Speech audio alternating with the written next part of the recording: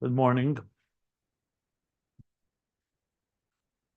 We're on page 405 in the Ma'amari Adburam Tzai, the Maimer of the Alter Mitzvah Rebbe, Mika Hashem Elokeinu, Amakbil L'Sheves, which is the basis and the source text of the end of Hemshech Hayim Beis, which is why we're learning this. And in turn, it's rooted, and its source is the Alter Rebbe's Maimer in Torah, the same name of the Maimer. Let's continue and sum up what we've learned and then we'll continue learning. So we're learning about Torah Ner Mitzvah v'Torah. After learning about Ner Hashem Nishmas Adam, now we're talking about what I've been calling the divine instruments, if you want, the divine tools, the divine gifts of Mitzvah and Torah Ner Mitzvah and Torah. But to understand it properly, we have to understand what this Torah means. So he explained that has two levels. There's an that's subject to Tzimzum, which manifests within Seder Shtalshlus, after the Choshech, as he calls it, Choshech and then and then there's a that is higher than the Choshech, and not just higher, meaning preceding it, but also completely defies the very concept of concealment. Everything is revealed there. So because it's as the Gili, what he calls the Primius of Atzmi is Primius, and that's what Torah manifests. Like by Matan Torah, Panecha Nasat Alana, Panecha. So this is Primius HaChochm of Atzmas, that's higher than the Tzimzum of Cheshach Sisrei, Yoshesh Cheshach Sisrei. In Torah, Sheira b'chinas Atzmus Ein Sof, Mamish K'may Shahaya Lifnei Tzimzum. Shayahu Ushmai Bolvad. That's the level of Torah. So Torah essentially is what comes into this existence, but it carries the divine essence, undiluted, so to speak, by Tzimtzum. But now he's going to qualify and say, one second, the fact of the matter is that Torah does also manifest in existence. It doesn't remain before the Tzimtzum. It comes down into a world post-Tzimtzum. So that's what we're going to learn now.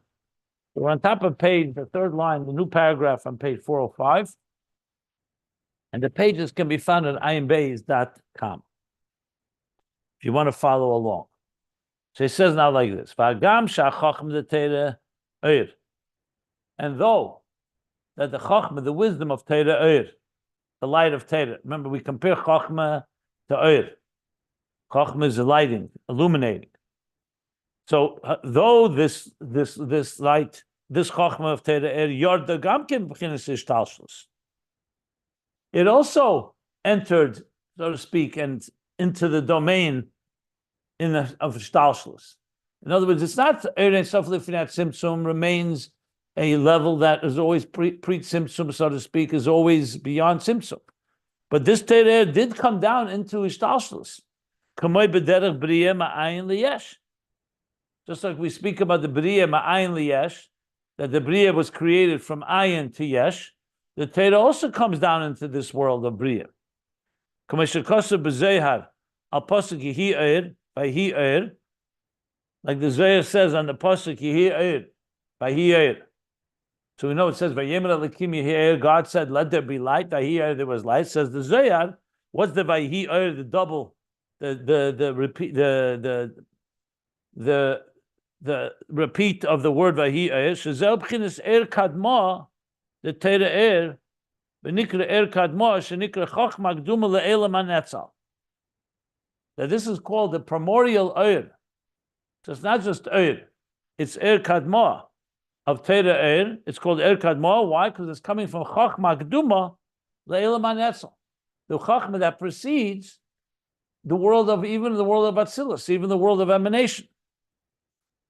That this Torah, the pasuk says, will be for him amen. So amen can mean many different things. Umna means it's his craft. It's personal to God. So uman is sometimes the uman, sometimes uman, sometimes amen. So all this is telling us, what is he coming to say here? That I'm just trying to associate. How does the Zohar teach us about how it comes downward? I guess he's trying to say that this kadma comes down into Vahi. Not sure. Let's read on and we'll see how it builds up. But bottom line, he's starting to address now the Torah coming downward, but it's coming from kadma. The verse he brought in the previous page, that he reveals, the one who reveals the depths from within the darkness.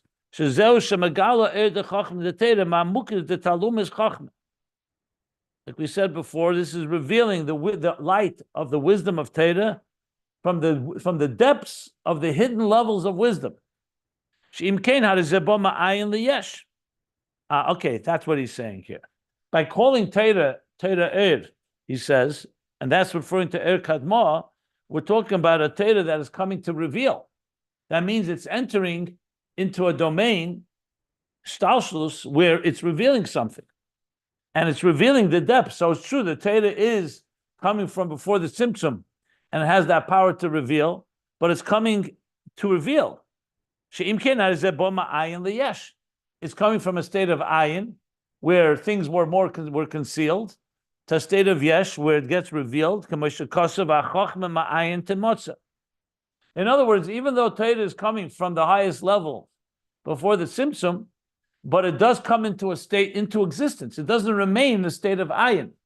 That's why Chochma ma'ayin timotza. Chochma comes from ayin. Shezeu acher atzimtzum arishon the cheshach sisrei canal. So once we say Chochma ma'ayin timotza, we're not just talking about how it's in its source. We're talking about Chochma as it's emerging from ayin, which is after the tzimtzum arishon of cheshach sisrei, of that dark space, the dark place that where God is the God's domain, God's hiding place, canal. So bottom line, what he's bringing here is two things. That we said that Torah relates to the air before the Tzimtzum, that's clear. Now he's saying, but it also comes down into Ishtalshlus, into Bria Ma'ayin Liyesh. It comes from Chochma Ma'ayin to Motzeh, into a Yesh of Chochma, that reveals, in Ishtalshlus, it reveals godliness, it reveals Torah. That's what he's saying here. So therefore, it's coming downwards.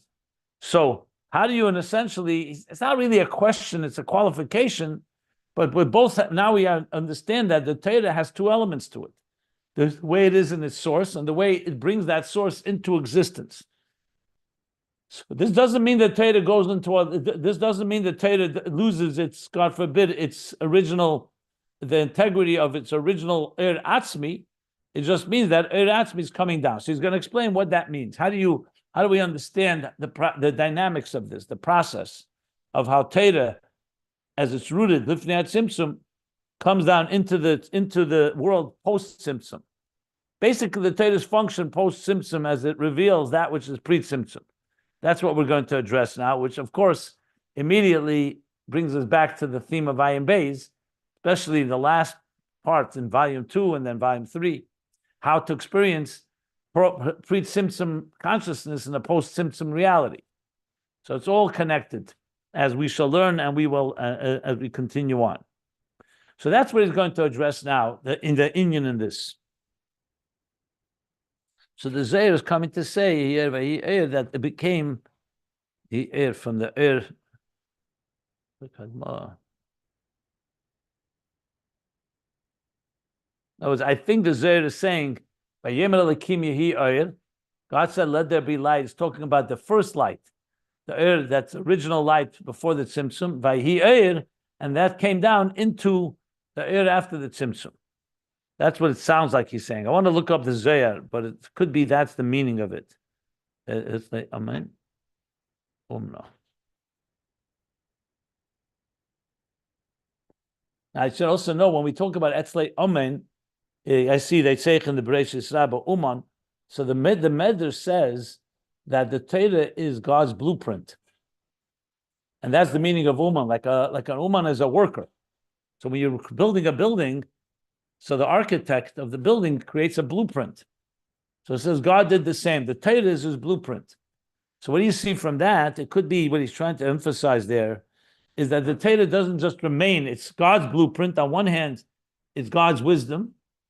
in its purest form, its highest level, but it also becomes a blueprint for existence.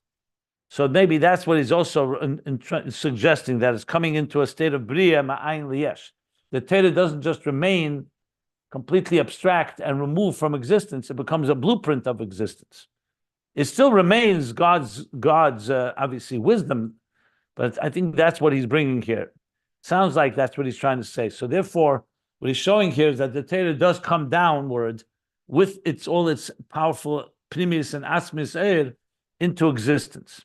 So now he's going to explain what this means. Ha'inyan hu. So the inyan of this is as follows. The be'emes, because in truth, afa pisha yotza the Torah behelam, the amukes, that even though the Torah does draw forth yotza, in other words, it doesn't remain locked and in the concealed and hidden place. The Torah is yotza the Torah behelam, the amkus, aim ba'ir zeh shinui hamahus klal. So even when the Torah is coming and emerging and manifesting and revealing, there's no shinui mehus. It doesn't undergo any change. There's no change of its personality. In other words, it does not get in any way compromised or diluted. Shinui mehus klal. Not like light that shines and emerges or can be discerned through darkness. B'shinui mehus. Where there's a shinui mehus. In other words, once you have darkness, so now the world is dark. And then within the darkness, you begin to discern, a light begins to emerge. That light is coming from the darkness. So we see, for example, if you're in a dark forest and you see a little flame or a flashlight or other form of light, that light has been subject to change. It's a shinui mehus because it's coming from the darkness. When it comes to Torah, Torah retains its very essential personality. So and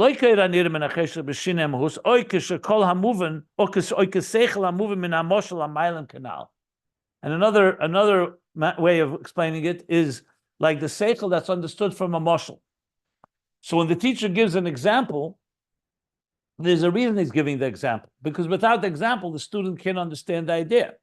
So you need an example from a paradigm that the student can relate to. Like, all the examples we talk about. Why do we give examples altogether? Why don't we just talk about the concept? Because you want to have something that you can relate to.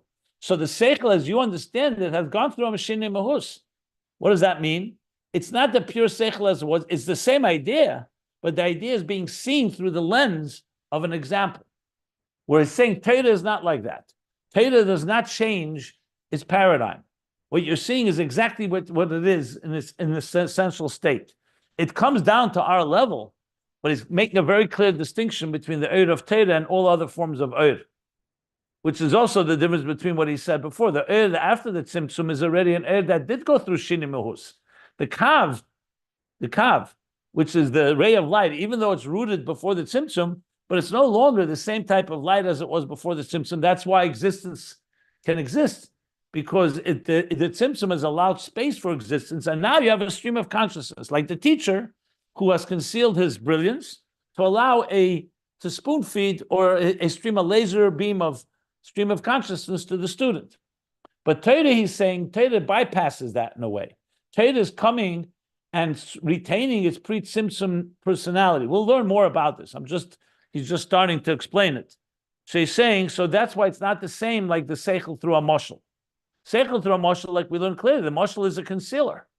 Yes, it reveals part of the idea. Ephes could say some piece of the idea is understood, but it's not in its full glory. Whereas Torah retains its essential personality. It says, Ein shinui mehus klal. Aber ze eise de atzmus mamish lifnei helen v'atzimtzum.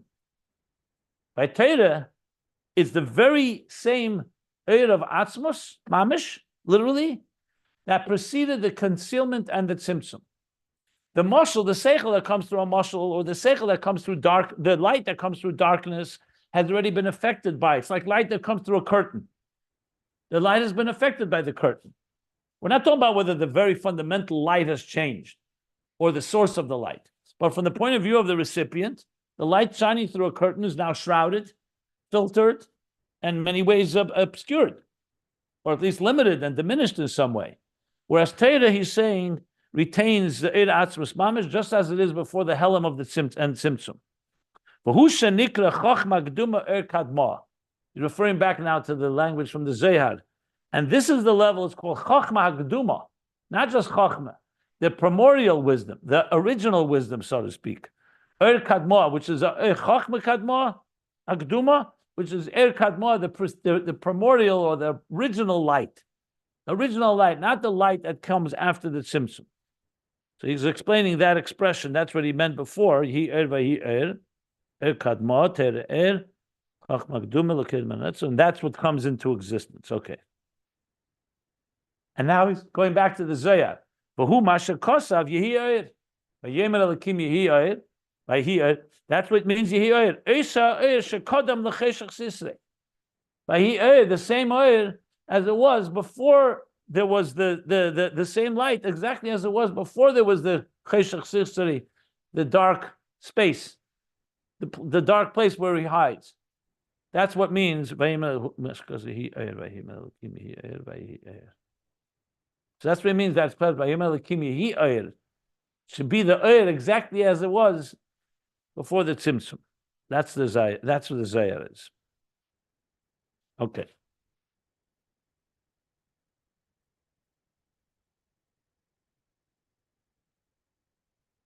Any questions before I continue?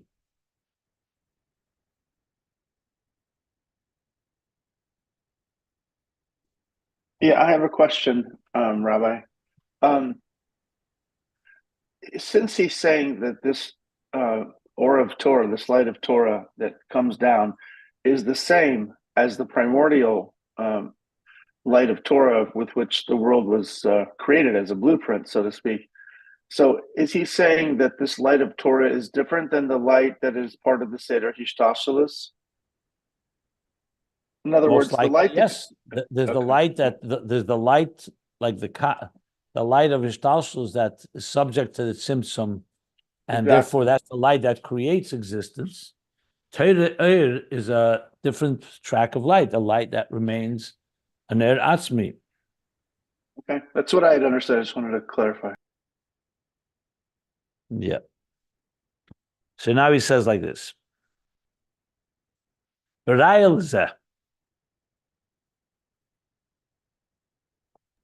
If it's a oil Atzmi, how could it come down lemato?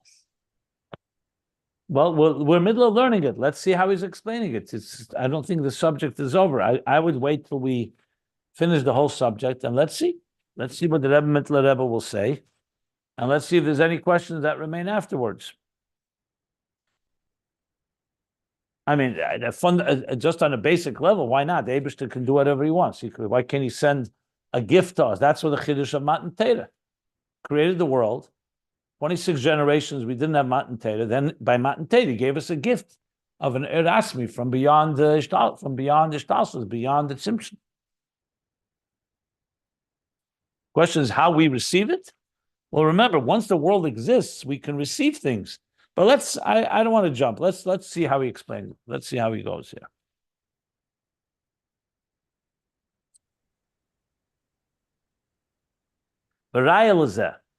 He's now going to bring a proof for this.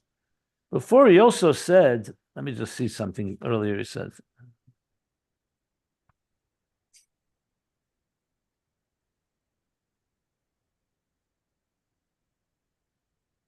Before he said on the previous page that how do we know that's an that's not subject to the Tzimtzum? Because the very fact that it can reveal every secret tells you it's not subject to the Tzimtzum. Because the Tzimtzum, the that's affected by the Tzimtzum cannot reveal everything.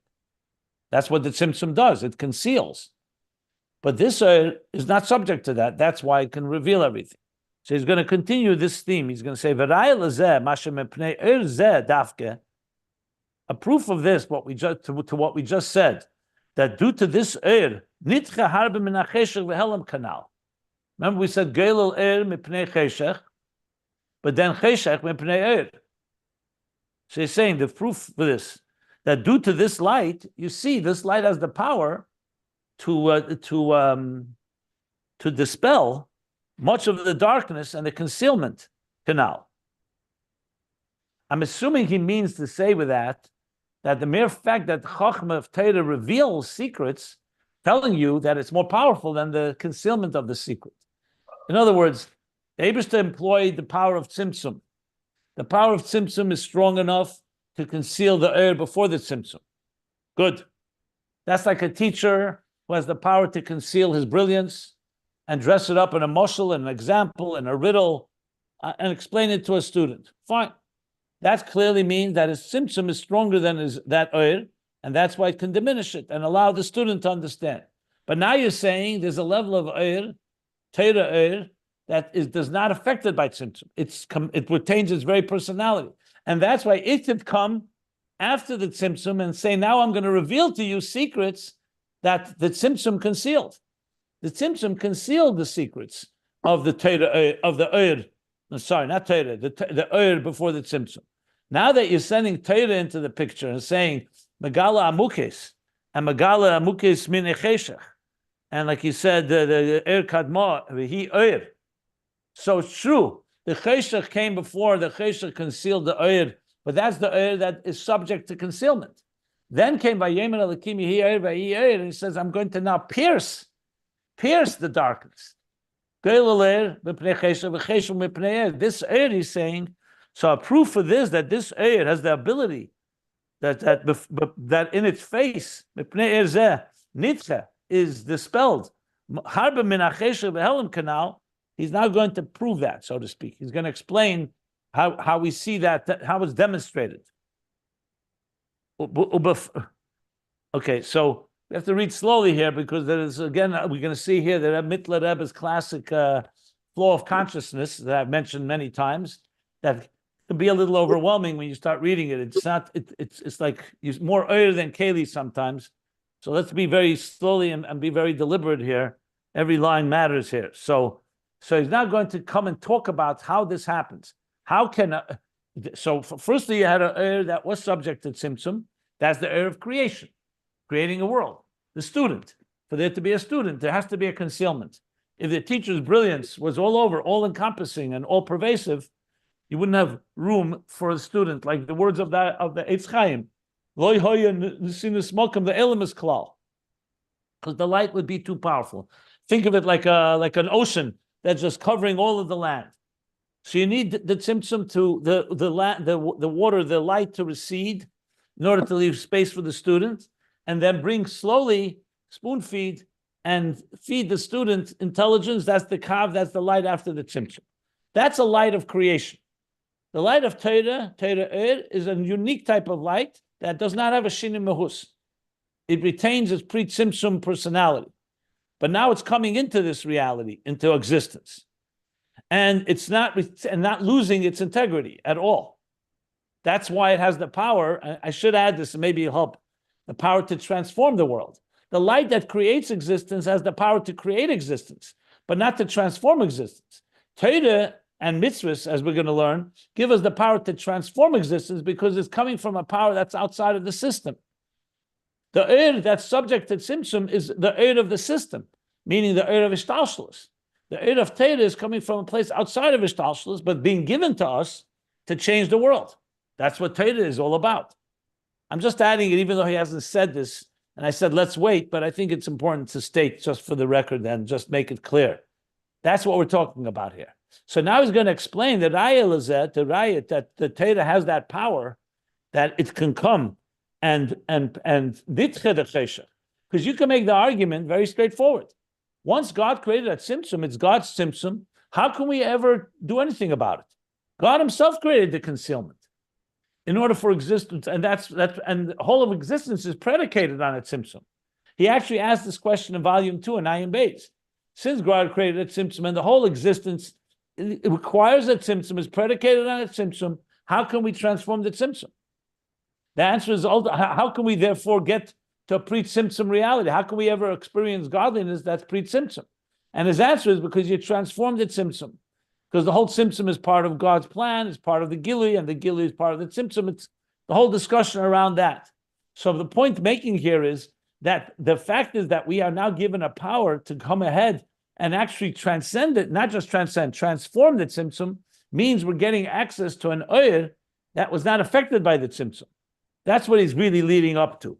And that's what Torah Eir ultimately contributes. But before he gets there, I see there's a few parentheses, so let's read them, as I said, slowly, to make sure we get the idea. But the point that we're right now addressing is the uniqueness of Torah Eir, that it is not like the Eir of Ishtalshlus. It's not an Eir subject to Tzimtzum. It's an Eir that enters, basically, it's like a force that enters into existence from beyond existence, which is really the same idea of well, I don't want to talk about neshamas right now, but let's talk about Torah. So that's what we're going to be discussing now. If somebody wants me to clarify anything about that, I'm happy to do so before we read on.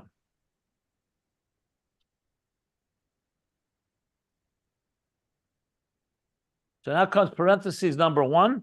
Then I see there's a parenthesis. And then there's a second parenthesis. I think that we still didn't clarify how could... Well, because we're middle of the Bible. Okay. Well, that's what we're learning now. We're going to learn it. I'm just stating what he said so far. That's what he said so far. Let's see here. So now he says, there's 2 parentheses now, one right after the other. So let's just bear with that. Let's see like this. Ubafrat ha'in di yehi oir. And specifically the senior of yehi oir, which came after cheshach hapnei atahem. Remember, he brought that earlier. That first was Bereishis bara Elokim, and it says, and then came yehi oir. So he's saying like this now. Ubafrat, this level of yehi oir,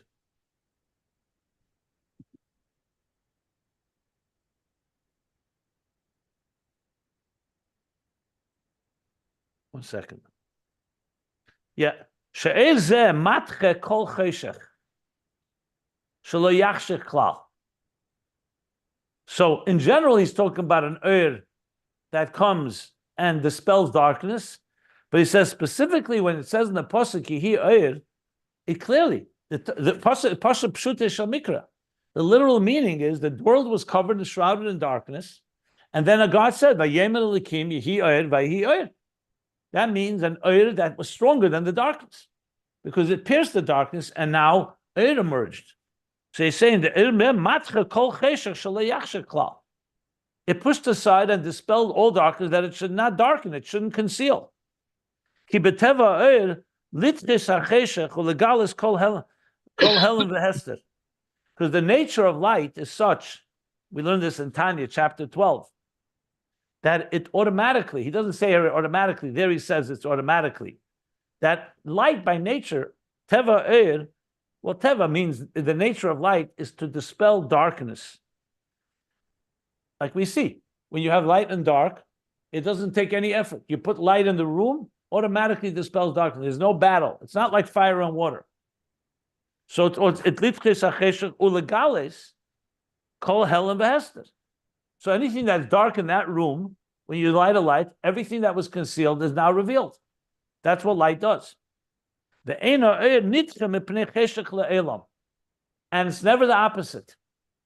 You never find that air is dispelled because of darkness. In other words, if you have a bright room, you could bring all the darkness into the room, the light will not disappear, because light is more powerful than darkness, is essentially what he's saying. So the concept of yehi oir itself is very much a superior nature to darkness. Like I said, fire and water, enough fire can evaporate large body of water. Enough water can extinguish the greatest fire. Light and dark are not equals like that. Even Bashar Begashmis. Can you bring, you'll say, you know what, this bright room is going to be so, I'll be able to eliminate this bright room by bringing a lot of darkness into it.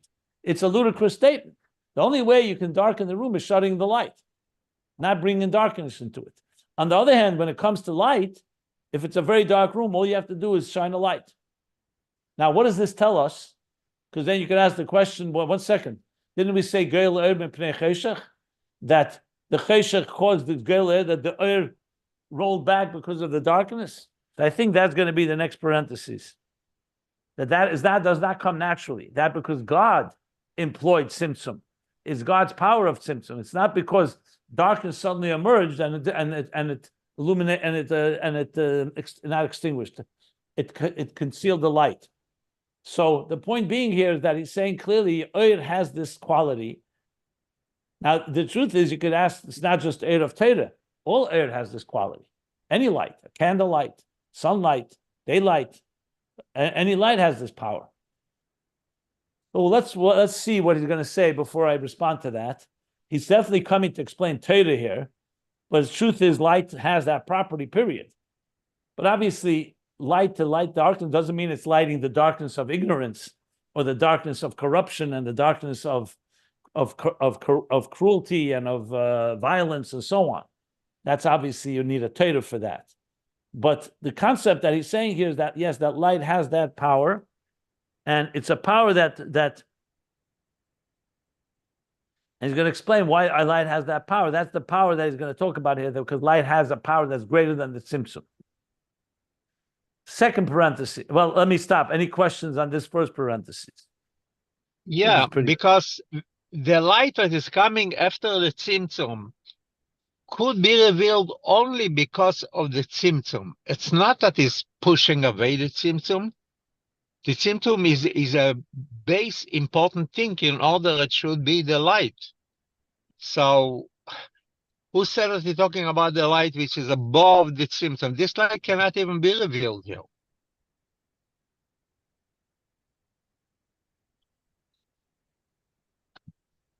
Well, it's not what he's saying here.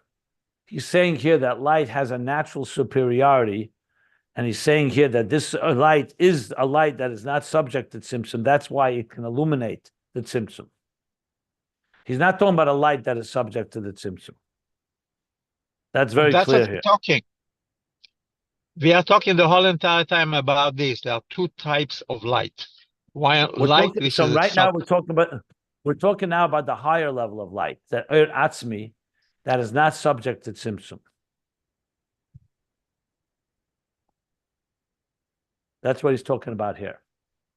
Yeah.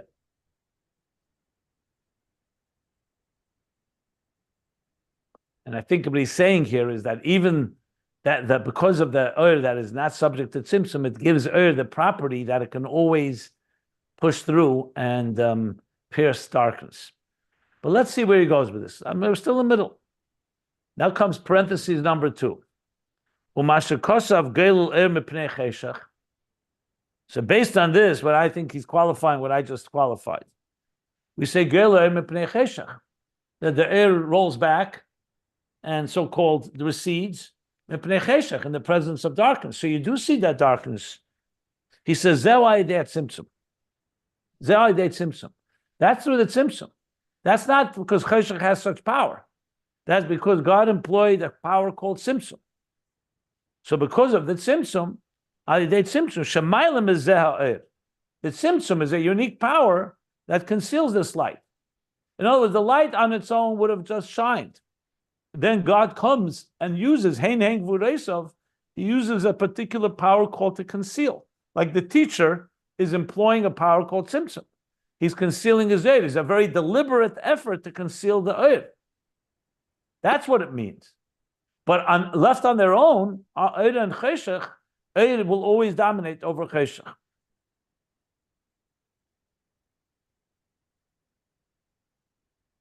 Kamesha Kosav. Eir Shahoya Meir Mesefe Elim Vat Sefe. Like we know that the Eir, in the beginning of creation, says the Eir Shal Yemerish, the Eir Shanivra B'Yemerish, is Meir Mesefe Elim Vat Sefe. It was a light that shined from one end of the world to the other. Today, you can't see from one end of the world to the other. We learned this also in Ayin Beis about Adam Arish, that today vision can only see that far.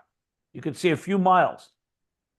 But the Eir of the beginning of creation was an Eir that shined from one end of the world to the other. Gonzil Tzadikim. This Eir that was shining from the beginning to the end was then concealed for Tzadikim. The Eibishter concealed this light. The Heichen Gonzoi b'Teira. And where did he conceal it? In Torah. This is a Maimer Chazal, which again supports what we're saying here. Because what he's saying is like this, that and fundamentally the Eir of Torah or this Eir is not subject to Tzimtzum. The Eibishter created a Tzimtzum that affects the Eir that relates to Tzimtzum. But there remains another Eir, that remains an Eir that is beyond Tzimtzum, and that is what the Torah contains. Gonze b'Torah.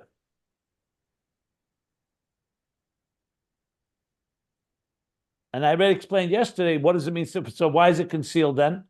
If it's not subject to Tzimtzum, why is it concealed? Because as I said, it's concealed because we're not able to contain. But that Eir is there, and when we work on it, we could access it. Whereas the Eir in Ishtalshalus, you can only access limited amounts that are subject to Tzimtzum. Torah allows you to access Atzmus. Eisi Atem Leichim, you can access the Eir of Atzmus through Torah, as we shall learn. So that's what he adds now in this parenthesis. Okay. So you see, there's a lot of, again, flow of consciousness. The Rebbe Mittler Rebbe is bringing new ideas as he's developing the idea that we're learning. Like now he brought Gonze b'Torah, but if you go slowly, you can see how all the structure is quite organized.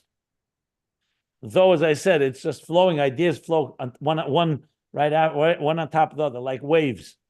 Relentless waves. Okay. Any questions so far? Rabbi Jacobson, so I remember yesterday I asked the question if this or is or haganuz, but now it says that it is, right? Well, when you said Eragonos, I don't know what you mean, because Eragonos is a expression in Kabbalah and Chassidus that refers to many, many levels. If you're referring to this level that he's talking here, then that's what it is, yes. That's the light that they said it was shining for 36 hours, Kabbalistically speaking, and Hashem hid it and then saved it for Tzaddikim. That's what it says, right? And that level. Yeah, but it also says, in some places it says it only shined the first day of creation. Got it. And then it says, but it does say that on the sixth day, there was no dark. There was no Friday night, never got dark. Like you just said, 36 hours was light. The question is it the same light of the light of the first day that he's talking about? I think here. I think there are two opinions on that.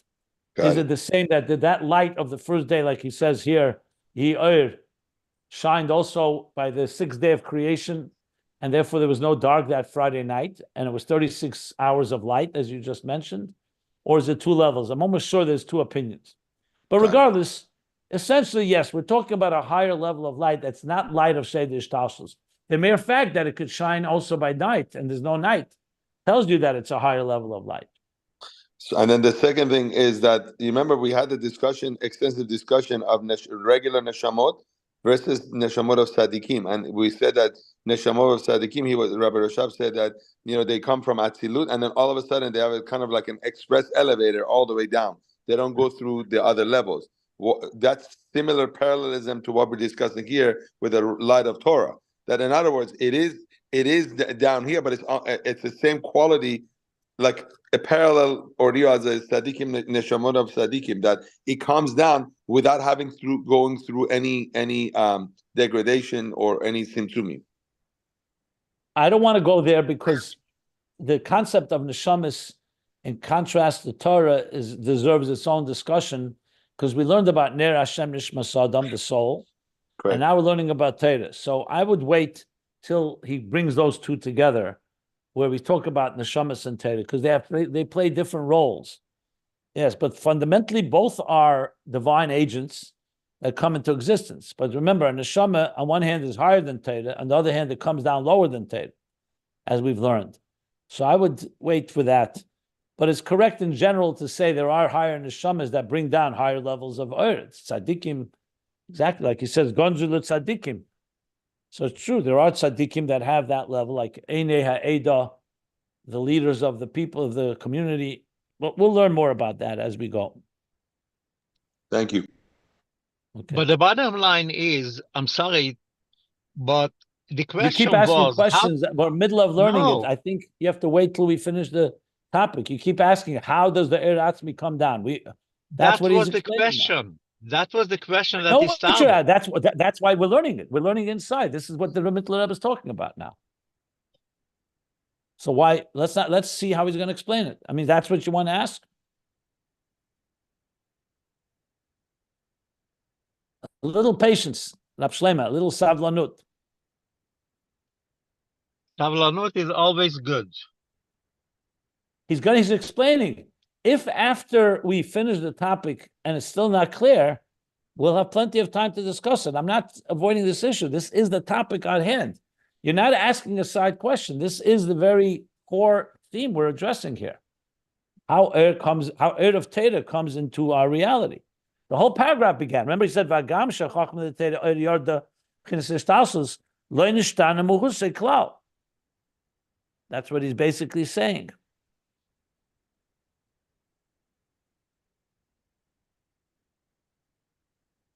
Let's read. Let's see where it goes.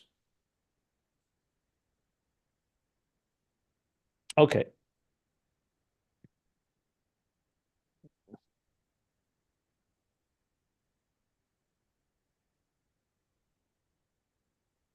I think the Raya Lezeh that he said before, first I was reading it one way, that Raya Lezeh,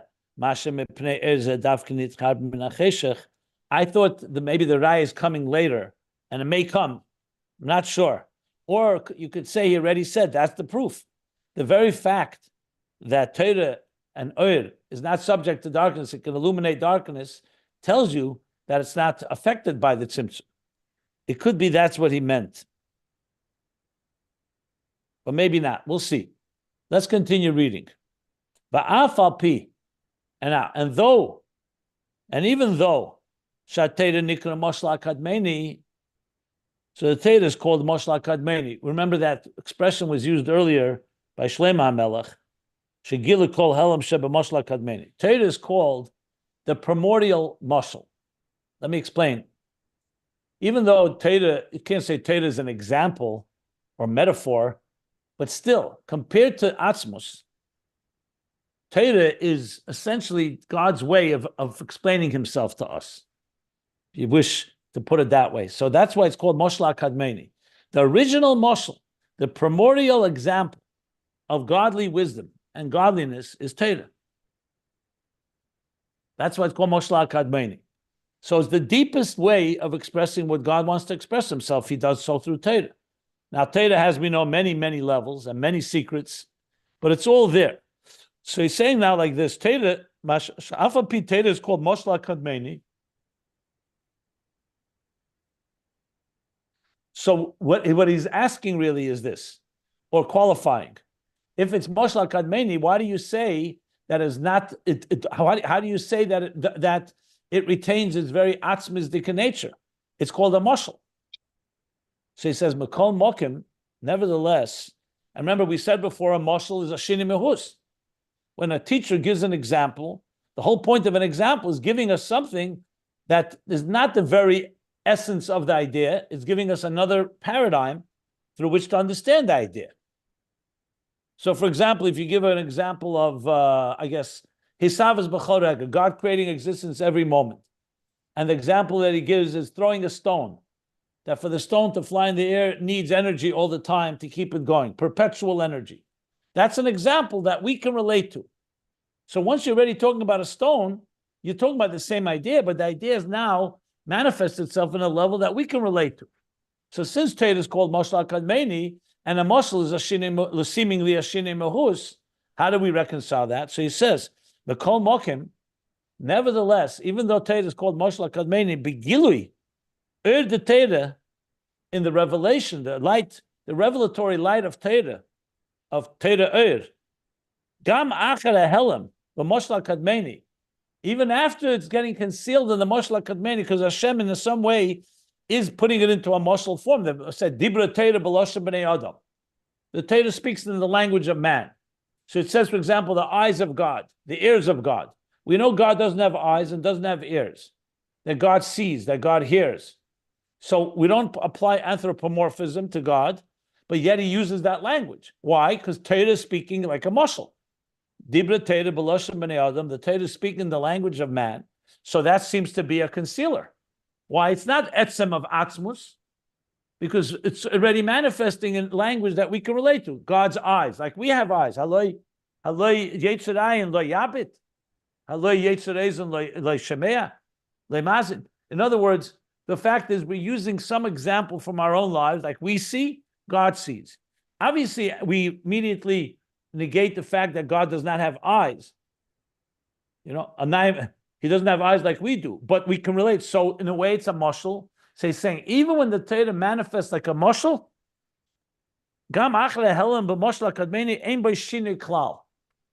it's different than other examples. There's no change at all. In your light, we shall see light. It says, what means it's a strange expression. In your light, we shall see light. Your light, meaning that the light never gets changed. That your light will shine through also, even in the Moshel HaKadmeni, even after, so to speak, the concealment of the Moshel HaKadmeni of Torah. In Be'ercha Nira'er of Atzmus Mamish. So again, the language talk about the Kadma, the way the is before the Tzimtzum is exactly as it comes down after the Tzimtzum. Even though Torah has come down into a moshel, it's come down and manifested itself in a language that we can relate to. That's called Torah that enters into Ishtalshalos. Remember the words Torah Yorda Gamkem Chinis Ishtalshalos. That's why we're able to sit here right now and read Torah and learn Torah and understand it with our seichel, with our intelligence, and use examples and use the Torah. All the expressions of the Torah are all ideas that we can relate to, and yet it retains the original integrity of Atzmus Mamish. That's what makes Torah unique. In other words, wisdom in general, let's say scientific wisdom, does not retain that. Scientific wisdom is also godly wisdom. It's the wisdom of God, God's mind, of how he created this world. Wisdom of nature, of medicine, of astronomy, etc., etc. But there, the seichel was subject to tzimtzum and is concealed. Torah retains its divine essential personality. V'zewai the Torah dafka shenira be'ercha nira. And this is dafka be'ercha nira means the of Torah is nira be'ercha. The dafka Torah is dafka shenira be'ercha. Is dafka the Torah the of Torah that is seen in your light, in God's light. Ze Atzmi mamish da reise v'kutchebricha kula chad mamish. The of Atzmi mamish. Why? Because Torah and reise and kutchebrichu, Torah and Hashem are mamish one. You don't say that on chochmas ha'atchuna, on astronomy, or chochmas ha'refuah, on medicine. You don't say it on anything. You only say it on Torah. So the creation was created by God. The light after the Tzimtzum creates all of existence.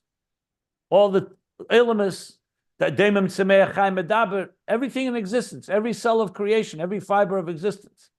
But you don't say that existence is mamish. You don't say Bria v'Atzmus mamish are one, because God is beyond that all. Torah in some way manifests the Atzmus of Atzmus.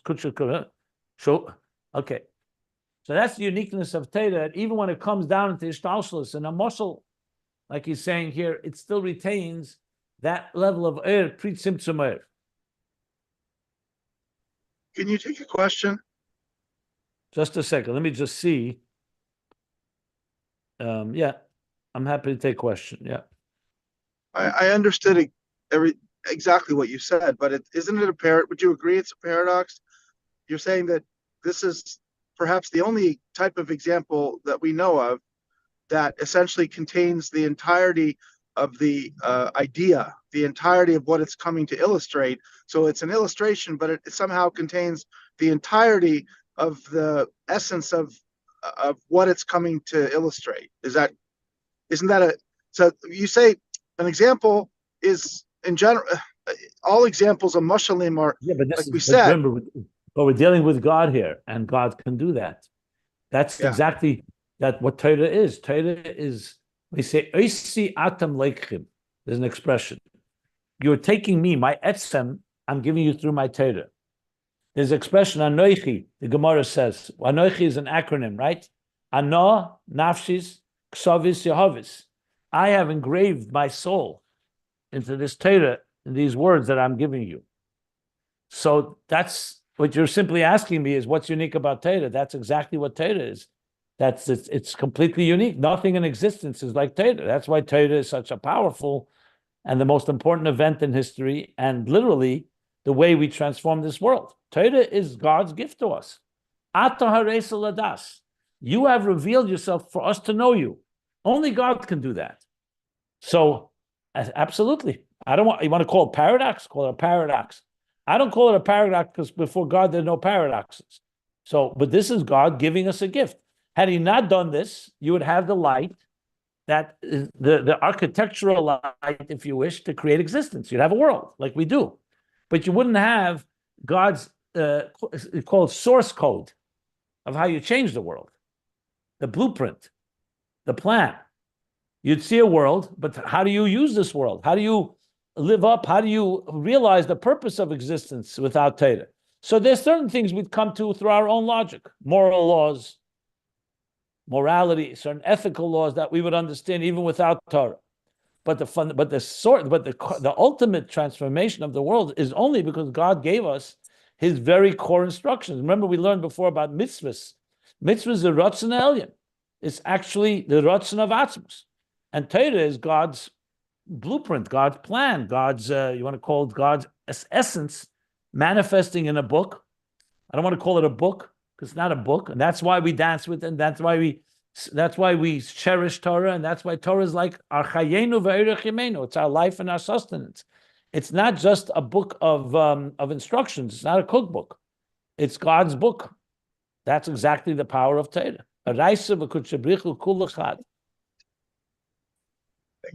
Thank you.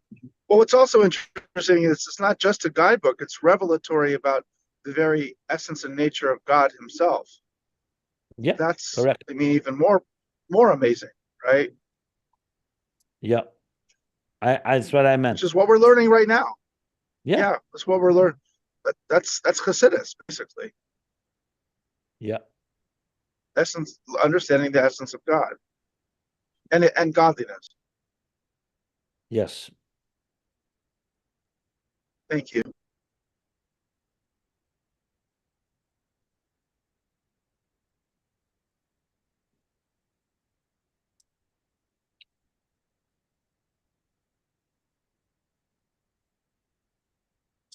I'll just read the final this last two-word parentheses.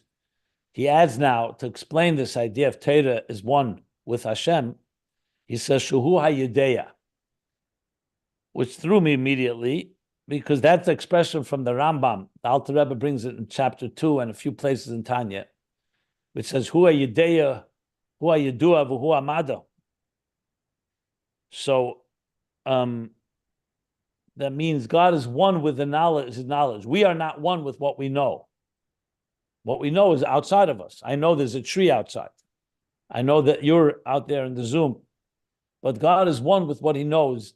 So that usually is brought to explain that God is one with His Chachma.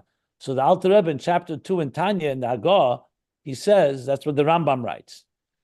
But we know that the Eibush is higher than Yudeya, Yudua, and Das. So he says, but the Rambam is speaking, as he says from the Ramak, as it's Mislabish Eris and Kalim, and even according to the Arizal, once it's an Atzilus, you have this idea that God is one with His wisdom. So he wants to bring here that Torah is one with God before the Tzimtzum, that's given. But even as it comes down below, the Torah retains and remains one with the Eibishter.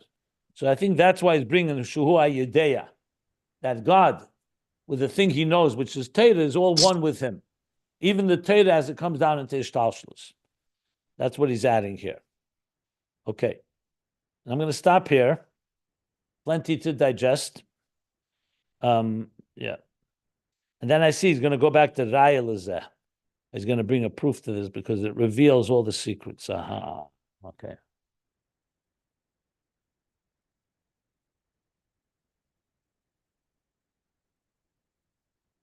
Okay, there's more to go, much more to go.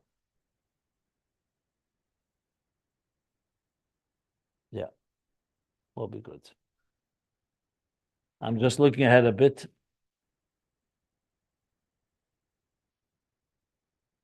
Yeah.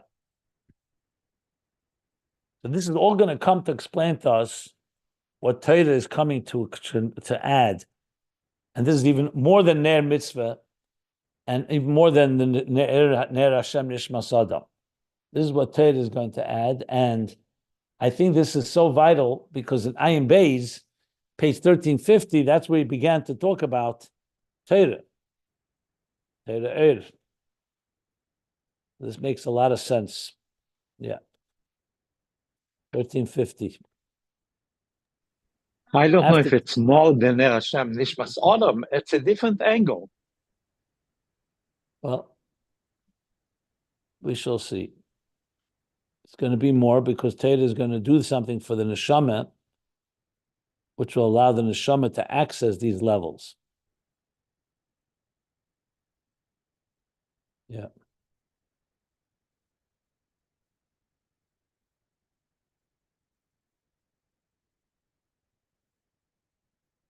Ayin liyesh. Wow. Okay. If you look at back top of page 1350, you'll see how critical this is to understand Ayin Beis, because he says there clearly that now after the long 550 pages about tefillah, he talks about Torah, how Torah gives us a picture of the divine from the top down. That's what Torah is going to do, also for the neshama. Okay, I don't want to jump ahead of myself, but very exciting. And it's all coming together, I see here. Okay, very good. We'll get there. Okay, so we'll stop here, bottom of page 405. Any other questions?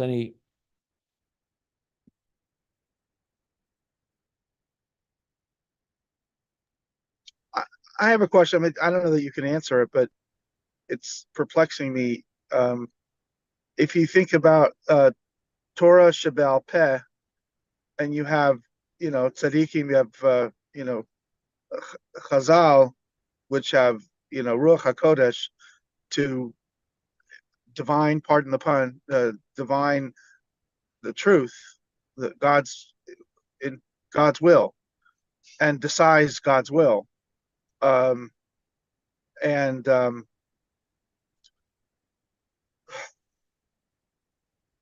Yet,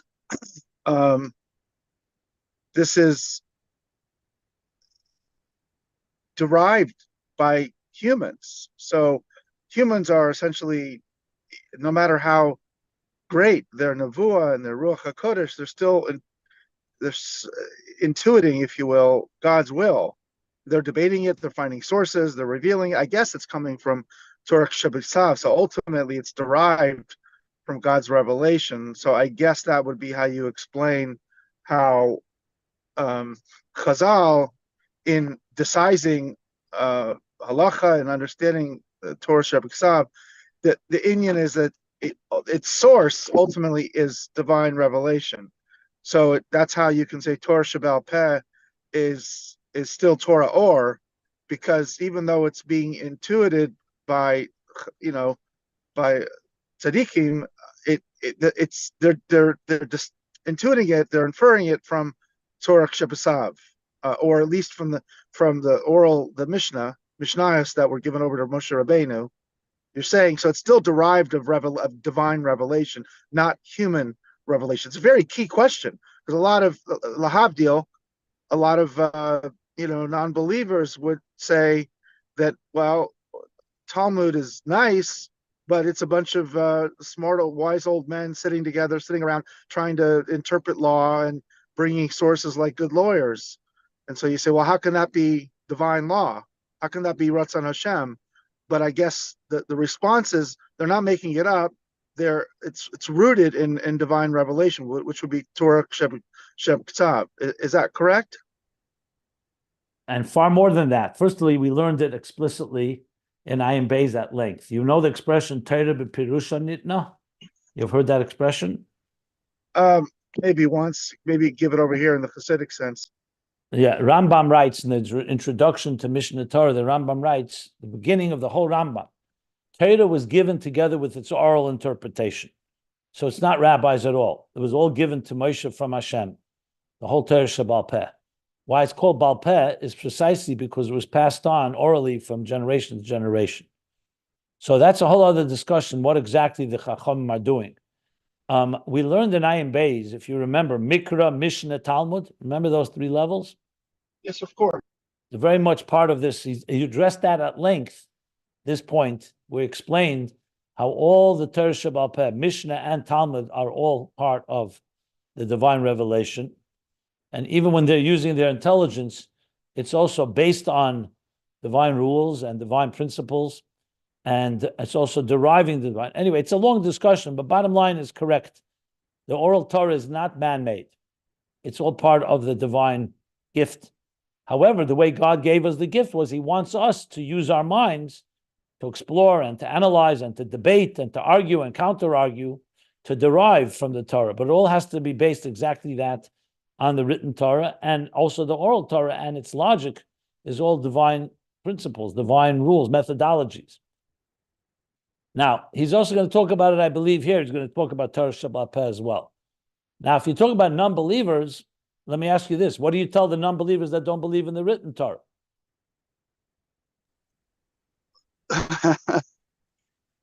Good question. If you're already going into the world of non-belief, then you might as well go all the way to the beginning. So the answer is, we have our axioms here. We are learning this based on the fact that Torah is God, divine, and that there is a God, and God gave us a Torah, and he gave us a way to understand the Torah, and that the oral Torah is part of the explanation and the process of revealing God's will in this world. So that's briefly the bottom line. That is our given here. To prove it or not is another discussion. Yeah. Thank you. Yeah, sure. Okay, so we're stopping here. Bottom of page 405, right? 3 lines.